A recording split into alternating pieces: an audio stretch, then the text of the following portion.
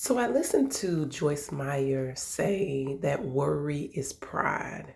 Because when we worry, we are trying to figure out on our own how to solve issues we are facing instead of going to God for the answer or strength to wait on Him in the situation. And then I went and looked for this in scripture and found 1 Peter 5 through 7. And it says this. In the same way, you who are younger, submit yourselves to your elders. All of you. Clothe yourselves with humility toward one another. Clothe yourselves. So basically, it's saying, we should wear humility as clothing. If I see you or if you see me, the first thing you're going to see is my clothing.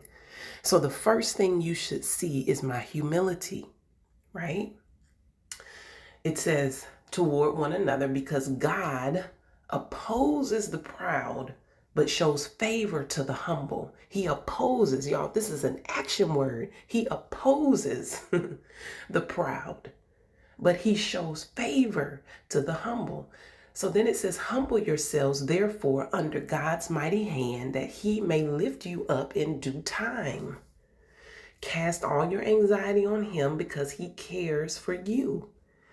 And that's the part that she was referring to was, don't have anxiety. We should cast that on God because he cares for us. He's the one who can take care of it and who can do something about it. But the part that really stuck out to me was the part that says, God opposes the proud, but shows favor to the humble. And so lately, God has been showing me something along these lines. My past, a lot of times prior to the cancer journey that I just went through, he created me, excuse me, in such a way that I'm very smart, like I'm an intellectual type of person. And I had this, this bit of pride about me that was like, oh, I'm smarter than this person and why are they doing more than me and all these things. But since I've gone through that, God has really brought me to a place of humility where I've been able to not be concerned about any of that and really be concerned about others, loving people, taking care of them, and seeing him for who he is and not being ashamed to associate myself with anybody, just loving folks. And through that, I have seen people who are near and dear to me in a different way also.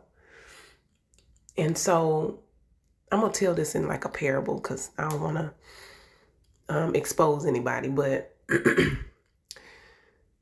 there was a woman. And growing up, she had a lot of siblings, but she, out of all of her siblings, was the one who had some deficits, right? She wasn't maybe as smart as some of her other siblings, didn't have the same skill set. But what she had was humility.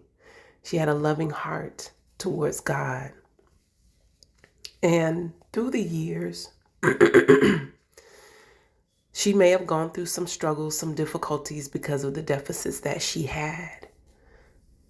Kind of like our kids, right? But because she had humility unto God, because she loved God for real, and she didn't struggle with pride, she was a giver, God blessed her to the point where she didn't have to worry about anything. God brought her together with people who always took care of her, who always nurtured her, loved her. And even her children turned out to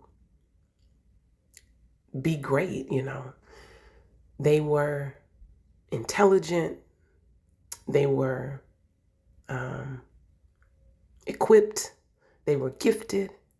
And her children's children, the children's children They were skilled, they were loving, they were kind, and they just had so much going for them that they were able to curate a new life. Through this woman's humility, she saw her generations be built up, and she didn't have to worry about finances. She was taken care of all the days of her life. And all these things happened because she was humble. And so that really just brought it right down center that God opposes the proud. And some of her siblings, they were kind of bitter about that thing because they didn't have the same outcome. Their generations didn't have the same outcome as hers did because they weren't as humble as she was. And there was pride there as it related to them. So I just wanted to offer this as some encouragement for us this morning, that our kids may not have the same skill set as some other people in the world. They may not be able to do everything that some other people can do. But this scripture should bring us some comfort, and just knowing that what they do have is they have humility unto God. They are sincere before Him. Their hearts worship Him more purely than I think anybody else in this world.